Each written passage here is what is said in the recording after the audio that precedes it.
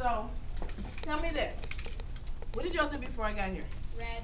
You read your own book? I got a book. Okay. I'm at a book garden. Well, this is what I wanted to do. I wanted to share a few things with y'all, and I don't know if I have time. But the first book I wanted to share with you was Honey, I Love. Have any of y'all ever seen this book? No. Okay. Let me give you a little history before I read my favorite point. The history on this is that when Miss Clark was a little girl, this book came in 1972. And this was my favorite book of poetry that my mother used to read to my sister and I. And so when my sister and I went to grad school, we took the same poem and we kind of rewrote it as a dedication to our grandparents that had passed away as we completed our master's program in special education supervision. So this poem is very special to me, and I'm trying not to get sentimental, but I love it. Now, actually, I have two. One is called Honey, I Love, and the other one is called Harriet Tubman.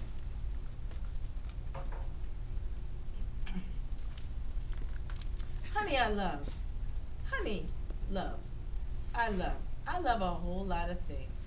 Like, my cousin comes to visit, and you know he's from the South, 'cause every word he says just kind of slides out of his mouth.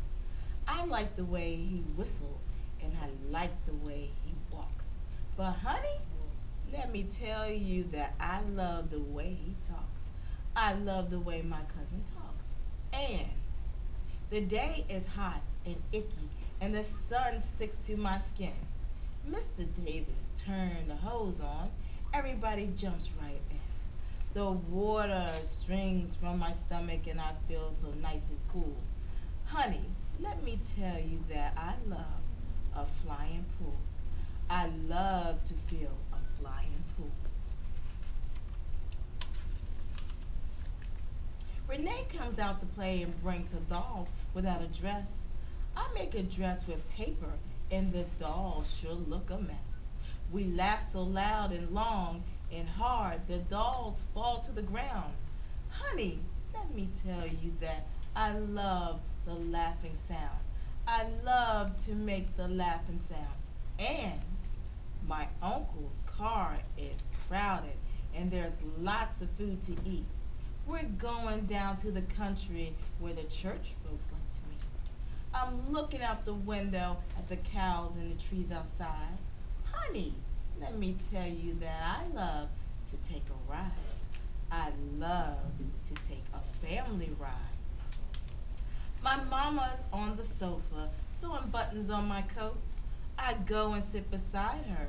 I'm through playing with my boat. I hold my arms and kiss it 'cause it feels so soft and warm. Honey, let me tell you that I love my mama's arms. I love to kiss my mama's arms. And it's not so late at night, but still I'm lying in my bed. I guess I need to rest, at least that's what my mama said. She told me not to cry, 'cause she don't want to hear people. Honey, let me tell you, I don't love to go to sleep. I do not love to go to sleep. But I love a lot of things, a whole lot of things. And honey, I love you too. So, that's just one poem that I really enjoyed. And so the other poem is about, in the same book, it's called Harriet Tubman. Yes. Now, do you know who Harriet Tubman is? Yes. Okay, tell me. The Underground Railroad. The Underground Railroad. Okay. So, many of y'all have studied her in your social studies class. But I enjoy the way this author, this poet, has written this poem about Harriet Tubman. Harriet Tubman didn't take no stuff. Wasn't scared of nothing neither. Didn't come in this world to be no slave, and wasn't gonna stay one either. Farewell, she sung to her friends one night. She was mighty sad to leave 'em, but she ran away that dark, hot night, ran looking for her freedom. She ran to the woods and she ran through the woods with the slave catchers right behind her. And she kept on going till she got to the north, where those mean men couldn't find her. 19 times she went back south to get 300 others. She ran for her freedom 19 times to save black sisters and brothers. Harriet Tubman didn't take no stuff.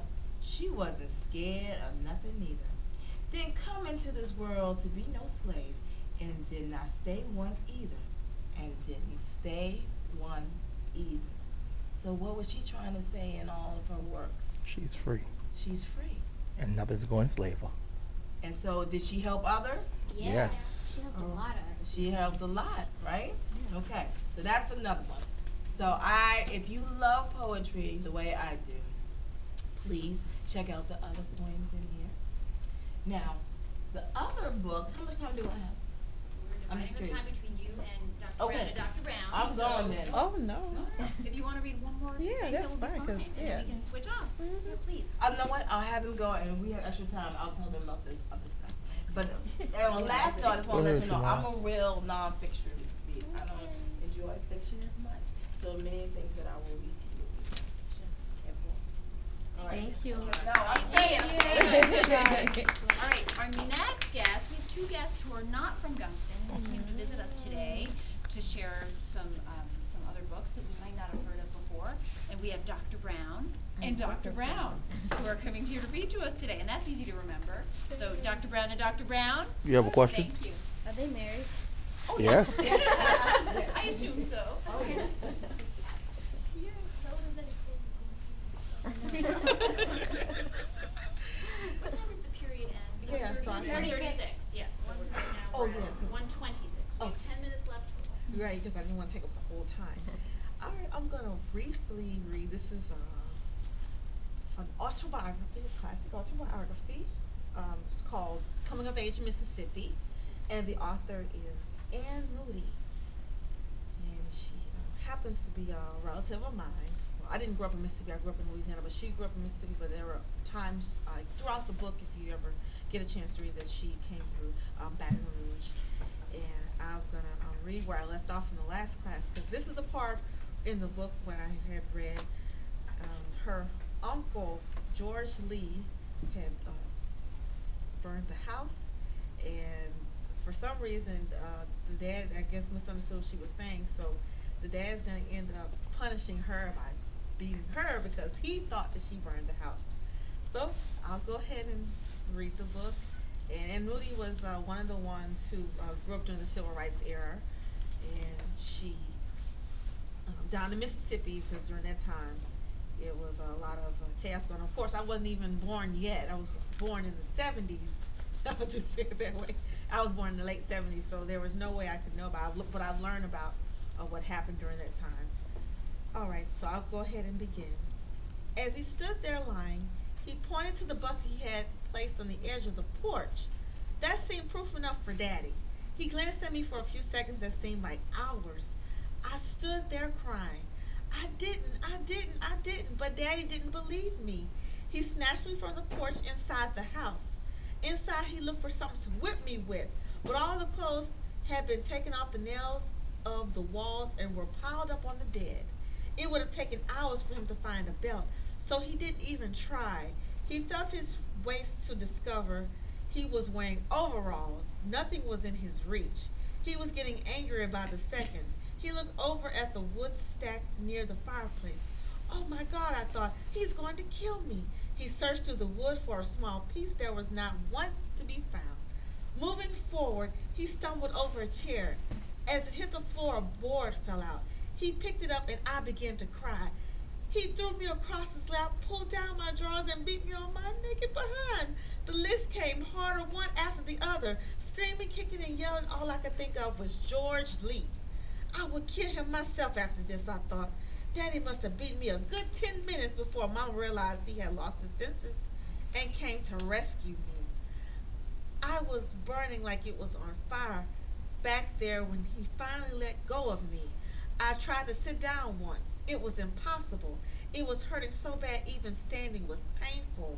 An hour or so later, it was so knotty and swollen, I looked as if I had been stung by a hive of bees. This was the first time Daddy beat me, but I didn't speak to him or let him come near me. As long as my behind was sore and hurting, Mama told me that he didn't mean to beat me that hard and that he wasn't angry at me for setting the fire. When I kept crying and telling her that George Lee started the fire, she told Daddy that she thought George Lee did it.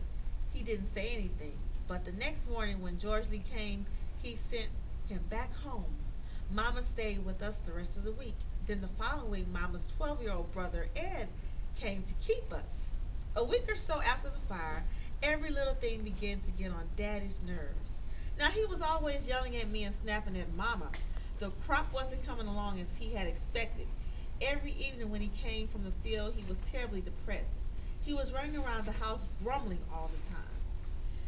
It was just a waste of time. Didn't get enough rain for nothing. We ain't gonna get 2 bales of cotton this year. That corn ain't no good. Them sweet potatoes just burning up in that hard ground. Ain't gonna have nothing left for Mr. Carter to take out his share. We had to hear this sermon almost every night, and he was always snapping at Mama like it was all her fault. During the harvest, Daddy's best friend Bush was killed. Bush was driving his wagon when his horses went wild, turning the wagon over in the big ditch alongside the road. It was landing on his neck and broken. His death made Daddy even sadder. The only time I saw him happy anymore was when he was on the floor rolling dice. He used to practice shooting them at home before every big game, and I would sit and watch him.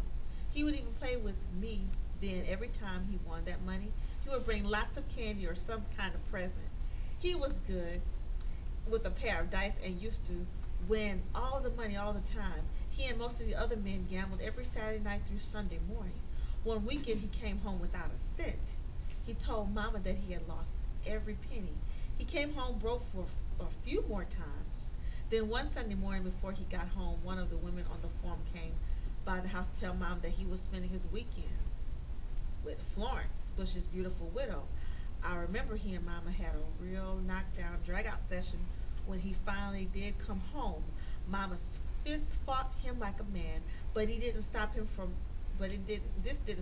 going by Florence's place. He got even bolder about it and soon went as often as he liked. Florence was a mulatto high-yellow with straight black hair. She was the envy of all the women on the plantation. After Bush's death, they got very particular about when their men were going, and they watched Florence like a bunch of hawks. She didn't even go outdoors without some woman peeping at her and reporting that she was now coming out of the house. Okay, I'm sorry, but I want to stop here because I want Dr. Brown to get a chance to say something. Okay, this is Coming of Age with Mrs.